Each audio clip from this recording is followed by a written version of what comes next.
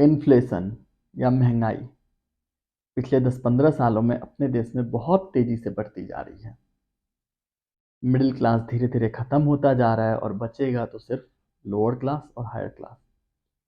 क्योंकि एक कहावत है जो मैंने भी किसी के वीडियो में सुनी है और कही भी जाती है, सच है वो, कि एक मेडिकल बिल एक मिडिल क्लास फैमिली को लोअर क्लास में लाने के लिए काफ़ी होता है। इतनी ज़्यादा महंगाई बढ़ चुकी है, सिर्फ मेडिकल के क्षेत्र में नहीं, हर एरिया में। आपके खाने पीने की चीज़ें, डेली यूज करने की चीज़ें, पढ़ाई लिखाई की चीज़ें, हर चीज़ काफ़ी महंगा हो चुका है। और ये सब चीज़ें मिडिल क्लास के कंट्रोल से बाहर है। लोअर अफोर्ड नहीं कर सकते, रिच के लिए क्वेश्चन नहीं, और मिडिल क्लास धीरे धीरे लूज करता जा रहा है। आज के वीडियो में हम लोग इसी के ऊपर बात करेंगे। सो हेलो एवरीवन, स्वागत है आपका मेरे चैनल में फिर से एक बार, जहां मैं लेकर आता हूँ एक डिफरेंट पर्सपेक्टिव जो बायस्ड नहीं होते। एक इक्वल वे में क्वेश्चन दोनों साइड से पूछता हूँ और आपको सोचने का एक तरीका सिखाता हूँ कि आप कैसे सोच सकते हो, कैसे क्वेश्चन कर सकते हो, कि जो है वो सही है, गलत है, क्या है, आपको समझने का। तो आते हैं पॉइंट पे। महंगाई का मुद्दा पुराना मुद्दा है, हर कोई बात कर रहा है, लेकिन जो मैं बात कर रहा हूँ शायद ही कोई बात करेगा। जब आप टीवी खोलते हो, मीडिया पे, हिंदी मीडिया स्पेशली, जो पता नहीं क्या ही दिखाते हैं चैनल पे, वो महंगाई के नाम पे आपको एक ही दो रीजन बताते हैं, जैसे कि इजराइल हमस वॉर चल रहा है, रसिया यूक्रेन का वॉर चल रहा है, सप्लाई चेन डिस्टर्ब हो चुका है, इसलिए देश में महंगाई बढ़ रही है। बट ये जो पॉइंट्स है ना, कुछ हद तक ही सही हैं। ये पॉइंट्स 100% सही नहीं हैं। ये आप तक आधी इन्फॉर्मेशन पहुंचाते हैं, और ये ऐसे इन्फॉर्मेशन पहुंचाते हैं जिसमें इंटरनल फैक्टर्स ऐड ही नहीं होते, और ये वो दिखाते हैं जिसमें सरकार रिस्पॉन्सिबल हो ही नहीं सकती। बोलेंगे वो लड़ रहे हैं, वहां से हमें सप्लाई नहीं आ रहा है, तो इसमें हमारी सरकार क्या करे। तो ये अपना फेलियर नहीं दिखाना चाहते, इसलिए ये आपको इस तरह के न्यूज या इस तरह के ही डेटा से प्रेजेंट करते हैं जिसमें अपना फेलियर ना दिखे। अब मैं अगर पॉइंट पे आऊं, तो रियलिटी क्या है। हर बार जरूरी नहीं है कि कंपनीज प्राइस बढ़ाए, यानी बहुत बार महंगाई की मार इतनी नहीं होती कंपनीज को प्राइस बढ़ानी पड़े या प्रोडक्ट का क्वांटिटी कम करना पड़े।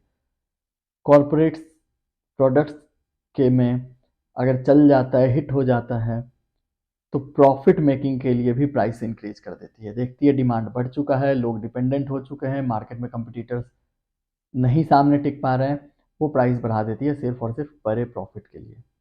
और इसकी मार कौन झेलता है?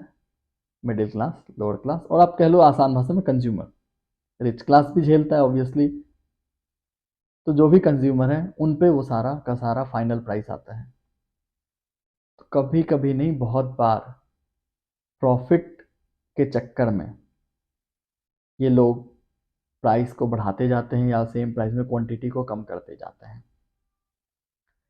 Then second point, government mismanagement. Policies सरकार बनाती है, उन सरकार का मिसमैनेजमेंट, सही चीज़ों पे ना खर्चे करके, सही मामले में नहीं पॉलिसीज बनाकर, सरकार उन चीज़ों का बस और बस टाइम पास या मिसमैनेजमेंट करती है। इवन लिक्विडिटी ऑफ मनी, यानी जो मार्केट में मनी चल रही होती है, वो भी अगर हायर वैल्यू में ज़्यादा प्रिंट हो, वो भी गलत है। फॉर एग्जांपल 2000 के नोट आए और गए। पहली बात, इकोनॉमी को प्रॉब्लम थी, तभी आपको हायर डिनोमिनेशन की नोट को प्रिंट करना पड़ा। ये जिनको बेसिक इकोनॉमी की समझ है वो ये समझ सकते हैं। ये नहीं था कि नोट चेंज कर रहे हैं, काला धन हटा रहे हैं। 1000 से ऊपर तो 1000 भी तो दोबारा ला सकते थे, 2000 क्यों? और अगर लाए तो जब इकोनॉमी कंट्रोल में थोड़ी बहुत आई तो इनने नोट को वापस भी ले लिया। वो नोट खेलने के लिए नहीं आया था। आप ऐसे समझो, सरकार मुंह से कितना भी झुठलाते रहे कैमरे पे, आप एक्शन से समझो कि हो क्या रहा है। हायर डिनोमिनेशन के नोट्स मतलब इकोनॉमी कुछ गड़बड़ चल रही है, और जब कंट्रोल हो गया तो इन्होंने उसको हटा लिया। अब सही है तो 500 मैक्सिमम डोमिनेशन है नोट की। ये कहीं ना कहीं सरकारों की मिसमैनेजमेंट है। देन अगर मैं बात करूं price control, government price control properly नहीं करती। पहले फ्री हैंड देती है, देन इलेक्शन के नाम पे जनता को बेवकूफ़ बनाया जाता है। इसका एक बेहतरीन एग्जांपल मैं दूंगा एक रीसेंट इलेक्शन से। अभी राजस्थान में इलेक्शन हुआ, हर जगह हो हल्ला था कि पेट्रोल के प्राइसेस राजस्थान में सबसे ज़्यादा हैं। ये बात वहाँ के करंट गवर्नमेंट पे उठाई गई, बहुत ही परफेक्ट क्वेश्चन था। पूछना भी चाहिए सरकार से कि आपने भाई सबसे ज़्यादा पेट्रोल का प्राइस क्यों रखा है। यहाँ तक चीज़ें सही थी। बट राजस्थान में सेम टाइम पे उसी सरकार ने सिलेंडर 500 के आसपास का बेच रही थी, जबकि पूरे देश में 900 1000 के आसपास बिक रहा है। और आने वाली सरकार ने प्रॉमिस किया कि हम 450 का सिलेंडर देना शुरू कर देंगे। सर आपकी ही सरकार उत्तर प्रदेश में, वहां आप क्यों नहीं दे रहे हो? तो उनसे भी पूछा जाए कि ये तो चलो पेट्रोल में उसने प्राइस बढ़ाया तो आपने क्वेश्चन किया, अब आप क्यों यहाँ प्राइस कम कर रहे हो और दूसरे जगह प्राइस ज़्यादा ले रहे हो? देश तो एक ही है। एक देश में ही दो अलग स्टेट में सेम गवर्नमेंट सेम पार्टी की अलग प्राइस क्यों? सिर्फ वोट बैंक के लिए। तो ये जो प्राइस कंट्रोल होता है ना, ये भी अलग अलग जगह पे अलग अलग तरीके से कर रही है, जो काफ़ी मिसमैनेजमेंट शो करता है। इसमें लोगों को समझने की बहुत ज़रूरत है। पॉलिटिशियंस, पॉलिटिकल पार्टी ये चालाक हैं, ये अपना काम बहुत अच्छे से कर रहे हैं। सही करें गलत करें, बट इनको पता है कैसे करना है। बेवकूफ़ जनता है, जनता बेवकूफ़ बन रही है, अपना वोट बिना समझे कहीं भी बेच रही है और माइक पे चिल्ला रही है, किसी भी न्यूज़ चैनल पे आके या किसी को ट्रोल कर रही है। देन सप्लाई चेन का जो मैनेजमेंट, जिसको डिस्ट्रप्शन कहा जाता है, उसका भी कहीं ना कहीं इफिशियंसी जो है वो हैम्पर होता है। वो इफिशियंट इतनी है ही नहीं देश में, सरकारी एजेंसी खासकर इन पे इफिशियंसी का जो है एक चेक बिठाना चाहिए, देखना चाहिए कि ये कितनी इफिशियंटली वर्क कर रही हैं। और आधा तो वहीं समझ आ जाएगा कि क्या चल रहा है। और जो प्राइस के दिन फ्लक्चुएशन होते हैं प्राइस में, वो भी समझ आने लगेगा कि क्यों ऐसा होता है। एंड लास्ट पॉइंट जो काफ़ी इंपॉर्टेंट है, वो है एग्रीकल्चर पे फोकस नहीं करना। किसान का बेटा किसान नहीं बनना चाहता, किसान आंदोलन हुए, जो प्रोमिसेस हुए वो अभी तक पूरा नहीं हुआ, आंदोलन खत्म भी हो गया, बट आप एग्रीकल्चर पे किसानों की डिमांड पे फोकस ही नहीं करते हो। और मैं ये करंट गवर्नमेंट या किसी एक सरकार से नहीं कह रहा, ये एक दो दिन या एक दो साल 10 साल में नहीं बना, ये एक पैटर्न बन गया। इग्नोरेंस एक दिन में, आउटपुट एक दिन में नहीं आता, इग्नोरेंस सालों से चलते आया, 10 साल 20 साल से, और फिर ये आउटपुट आता है। तो कोई एक पॉलिटिकल पार्टी, कोई एक नेता इसके लिए जिम्मेदार नहीं है, बल्कि सबके सब एक ही हैं। ये इन चीज़ों को इग्नोर करते हैं, एग्रीकल्चर जैसी चीज़ों को, जिस पे हमारी इकोनॉमी सबसे ज़्यादा डिपेंडेंट है। और ये हम लोग को वल्नरेबल बनाती है। फिर कल को फिर फूड क्राइसिस यहाँ पे हो सकता है, क्योंकि बहुत ज़्यादा डिपेंडेंसी है। अब इसका इम्पैक्ट, इन सब चीज़ों का इम्पैक्ट घरों में कैसे होगा? सबसे पहले जब चीज़ों के प्राइस बढ़ेंगे, परचेजिंग पावर कम हो जाएगी। आम आदमी 100 रुपये में अगर कोई चीज़ खरीद पाता था, वो अब 100 रुपये में उतना नहीं खरीद पा रहा है। तो यही आम, आप आसान भाषा में समझ लो, यही परचेजिंग पावर होती है। पहले आप 100 रुपये में पूरे राशन ले आते थे, अब आधा ला पा रहे हो, 70% ही ला पा रहे हो, तो ये आपकी परचेजिंग पावर 100 रुपये की कम हो चुकी है। तो आम आदमी इन चीज़ों से परेशान है, और महंगाई बढ़ती जा रही है, उसका इनकम वही है। कहीं पेट्रोल के प्राइस बहुत ज़्यादा हैं, कहीं क्या पूरे देश में ही ज़्यादा हैं, कहीं सिलेंडर के प्राइस ज़्यादा हैं, 400 500 पे लोग आंदोलन करते थे, 700 हो जाने पे आज 1000 है। एक स्टेट में दूसरे स्टेट में वही सेम सरकार कहीं और कर रही है। तो ये चीज़ें को कंट्रोल करने की ज़रूरत है। और फिर जो मिडिल क्लास है या जो आम इंसान किसी भी क्लास से है, वो फंसता है उधारों के बीच।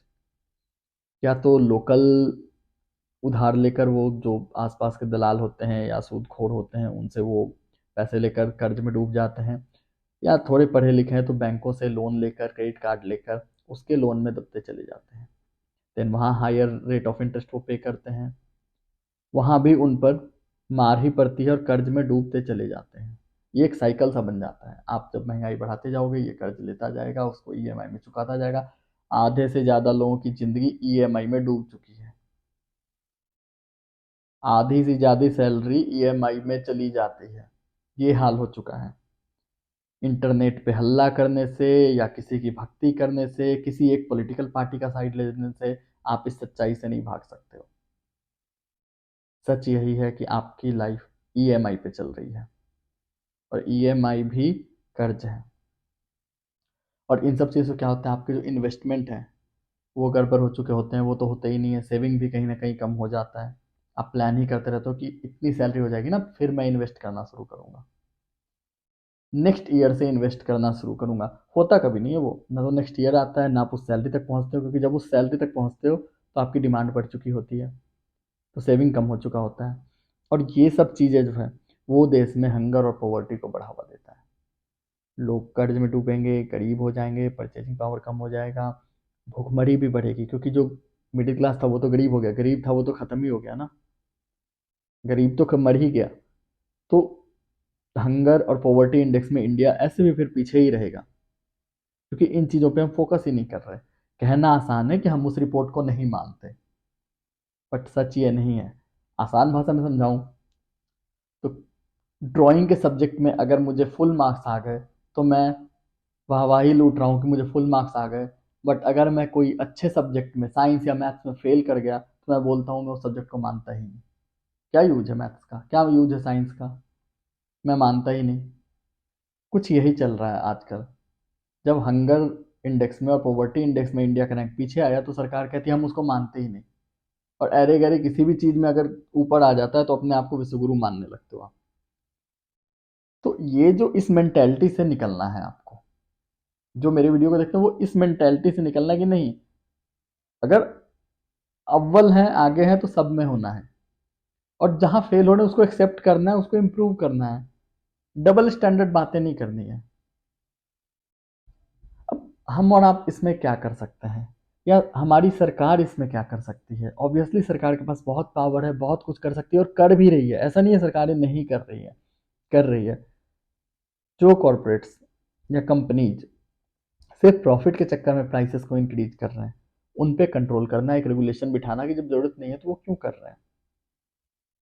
क्योंकि सिटीजन को बचाना सरकार का काम है। हम सरकार को इसलिए चुनते हैं कि वो हमें प्रोटेक्ट कर सकें, इसलिए नहीं कि वो एक्सप्लॉइट करें। पॉलिसी जो रिफॉर्म है उसको सोच समझ के बनाना चाहिए। इंडिया की मेजोरिटी ऑफ पॉपुलेशन किस कंडीशन में किस तरह से है, धर्म और कास्ट के नाम पर वोट लेकर आप नहीं कर सकते ये चीजें। ये आम आदमी को भी समझना होगा, जो बिल्कुल आजकल समझती नहीं, वो अंधी हो चुकी है। देन एग्रीकल्चर में इन्वेस्टमेंट, हमें अपने एग्रीकल्चर को फिर से बढ़ाना होगा, कहीं ज़्यादा पुश करना होगा, किसानों के लिए करना होगा। तब हमारी अदर कंट्रीज पे फूड डिपेंडेंसी कम हो जाएगी। आप चेक कर लो पाम ऑयल का इंपोर्ट कितना ज़्यादा बढ़ चुका है पिछले कुछ सालों में। ऐसी 100 चीज़ें हैं जिसमें हम पिछड़ते जा रहे हैं एग्रीकल्चर के मामले में भी, जबकि इंडिया किसी टाइम पे टॉप पे हुआ करता था। तो उस पर फोकस करना, एग्रीकल्चर पे फोकस करना बहुत ज़रूरी है। देन जो सप्लाई चेन का कंप्लीटली सिस्टम है इसको स्ट्रेंथ करना, कि जो खासकर जो गवर्नमेंट बॉडीज़ हैं उनको, कि ताकि वहाँ से प्रॉब्लम ना आए। गवर्नमेंट बॉडी स्ट्रांग होगी वो सबसे बेस्ट होगा। देन प्राइवेट प्लेयर को तो मार्केट में मौका ही नहीं मिलेगा, या वो फाइट करेंगी गवर्नमेंट बॉडी से, तो इससे बेहतरीन और क्या हो सकता है। और सोसाइटी के लिए एक सोशल सेफ्टी नेट होना चाहिए, कि जो एक वल्नरेबल पॉपुलेशन है, गरीब, बच्चे, औरत, इनके लिए एक कहीं ना कहीं प्राइस पे जो महंगाई है इनको अलग लेवल पे ख़त्म करती है। आप पूछोगे इनका क्या लेना देना है, एक पर्टिकुलरली मैं महिलाएं, बच्चे और एक गरीब तबका का ले रहा हूँ, इनकी डिपेंडेंसी होती है कहीं ना कहीं। मेजॉरिटी ऑफ इनकी जो पॉपुलेशन है वो डिपेंडेंट है, और वो इस प्राइस राइज की वजह से गरीब होते चले जाते हैं और इनके पास कुछ नहीं बचता। अब आखिर में मैं बस इतना ही कहूँगा कि इन्फ्लेशन जो है एक काफ़ी कॉम्प्लेक्स चैलेंज है किसी भी इकोनॉमी के लिए। बट ऐसा नहीं है कि इसको सॉल्व नहीं किया जा सकता या सरकार सही नहीं कर सकती है, लेकिन सही कारणों से भागना नहीं है, सही कारणों को टैकल करके सरकार इस पे फोकस करके चीज़ों को संभाल सकती है। कॉर्पोरेट्स पे कंट्रोल करके, नियम कानून जो फालतू के हैं उस पे कंट्रोल करके, और जो टैक्स पेयर्स का मनी है उसको सही जगह पे लगा के इन चीज़ों के लिए एक बेहतरीन स्टैंडर्ड लाइफ आप दे सकते हो अपने सिटीजन को। हम सबकी लाइफ अच्छी हो सकती है। देश अपना काफ़ी इतना समृद्ध आज भी है कि सब हो सकता है, बट डाइवर्ट किया जाता है। आपका इसके ऊपर क्या कहना है, आप कमेंट करके बताओ। आप अगर कुछ एड ऑन पॉइंट देना चाहते हो या सजेशन देना चाहते हो या आपके कुछ अलग विचार हो सकते हैं तो आप वो देना चाहते हो, प्लीज़ वो भी बताओ। जिनको समझ हो उनके साथ शेयर करो। आज की वीडियो में इतना ही है। Thank you so much, bye bye.